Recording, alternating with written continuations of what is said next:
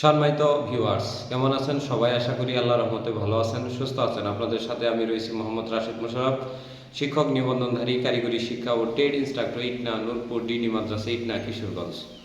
সম্মানিত ভিউয়ার্স, আপনারা দেখছেন Rashed education TV. Rashed education টিভির পক্ষ থেকে সম্মানিত ভিউয়ার্স, ভাই ও বোনদের জানাই আন্তরিক শুভেচ্ছা ও অভিনন্দন। সম্মানিত ভিউয়ার্স, আজকের আলোচ্য বিষয় পঞ্চম গণবিজ্ঞপ্তিতে আপনি নির্বাচিত হবেন কেমনে। সম্মানিত ভিউয়ার্স, অনেক অ্যাপ্লিক্যান্ট প্রার্থী পঞ্চম গণবিজ্ঞপ্তিতে আবেদন করে আমাদেরকে জানতে চেয়েছেন যে স্যার, আমরা 40টি প্রতিষ্ঠানে আবেদন করেছি, কিন্তু আমরা আসলে নির্বাচিত হব কেমনে। এই সিস্টেমটা এনটিআরসি অর্থাৎ বেসরকারি শিক্ষক ও নিবন্ধন ও প্রত্যয়ন কর্তৃপক্ষ কিভাবে আমাদেরকে নির্বাচিত করবে, বিষয়টি আপনাদের সহজ করে বলি। আপনি 40টি প্রতিষ্ঠানে আবেদন করলেন, ধরেন আপনি 142 নং সিরিয়ালে রয়েছেন, আরেকজন রয়েছে 143 নং সিরিয়াল। এখন মেরিট হয়তো আপনার 141, কিন্তু সিরিয়াল 142, আরেকজনের সিরিয়াল কিন্তু 143, অর্থাৎ সিরিয়াল কিন্তু সবার এক হয় না। তো ধরেন আমরা রাঙ্গামাটি জেলার একটি প্রত্যন্ত গ্রামে একটি আবেদন করেছে একটি প্রতিষ্ঠানে দুটি আবেদনের ভিতরে যিনি আবেদন করেছেন ওনার 39 নম্বর সিরিয়ালে উনি আবেদন করেছেন, আর আপনি করেছেন 1 নম্বর সিরিয়াল। এখন কার্ডটা আগে ধরবে কার্ডটা পরে ধরবে, এই বিষয়টি নিয়ে অনেকটা মনের ভিতর কনফিউজ। আমি আপনাদের সহজ করে বলি, 40টি আবেদনের ভিতরে আপনাকে সর্বপ্রথম যে কয়জন আবেদনধারী থাকবে সবার আবেদনকে আগে প্রথমে নেওয়া হবে।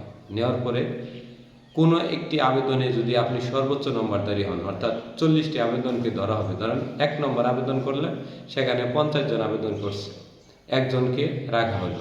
ওই একজন কিন্তু আবার 39টাতেও আবেদন করেছে, তো তারকে 39টা থেকে ব্লক দেওয়া হচ্ছে। তারপরেরটাতে দেওয়া হলো উনি দ্বিতীয় নম্বর যিনি, উনি সুপারিশপ্রাপ্ত হচ্ছেন, আর বাদ বাকিটিকে ব্লক করে দেওয়া হচ্ছে। এইভাবে আপনার 40টি প্রতিষ্ঠানের ভিতর যে কোনো একটি প্রতিষ্ঠানে আপনি যদি সর্বোচ্চ নম্বরধারী হন তাহলে আপনাকে সুপারিশ করবে। এখন কথা হলো যে লাস্টে তাহলে আমরা ইয়েস এবং নো দিচ্ছি। তাহলে ইয়েস দেওয়ার মানে হলো, এই যে ধরেন 96,000 শূন্যপদ, এর ভিতরে সব শূন্যপদে কিন্তু প্রতিষ্ঠান প্রধান প্রার্থী পাবে না। কেননা আপনি যে প্রতিষ্ঠানগুলো পছন্দ না করেন, সেই প্রতিষ্ঠানে হয়তো অন্য কেউ যদি পছন্দ না করে, সেখানে যদি একটি পদও কেউ আবেদন না করে, তাহলে সেখানে কাউকে সুপারিশ করবে না, তাই সেটা পরবর্তী গণবিজ্ঞপ্তিতে আবার শূন্যপদ দেখাবে। তো সেক্ষেত্রে এইভাবে 1, 2, 3, 4 করে 40টি প্রতিষ্ঠানে একটিতে আপনি যদি সুপারিশ হন, বাদ বাকি যারা সুপারিশ হলো না 40টি প্রতিষ্ঠানে, তখন ওই যে আপনি যে অন্যান্য প্রতিষ্ঠানগুলোতে আবেদন করেছেন, যেগুলোতে 1, 2টি আবেদন করেছে, তার ভিতরে তখন ওরা সর্বোচ্চ যে নম্বরধারীরা, তখন তাদেরকে ওই পার্শ্ববর্তী প্রতিষ্ঠানে, অর্থাৎ যদি আপনার নিজ জেলা থাকে, জেলার আশেপাশে প্রতিষ্ঠানে সিলেক্ট করবে।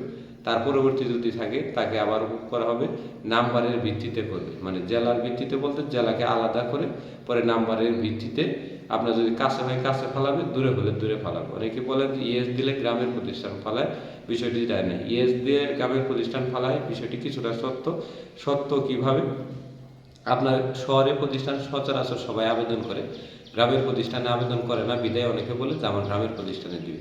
এবং গ্রামের প্রতিষ্ঠানে আবেদন কম করে বিদায় তো আপনার ওইখানে দেওয়া হবে। শহরের প্রতিষ্ঠান খালি থাকলে আপনাকে শহরেই দিবে, কিন্তু শহরের প্রতিষ্ঠান খালি থাকে না দেখে আপনাকে গ্রামে দেওয়া হয়।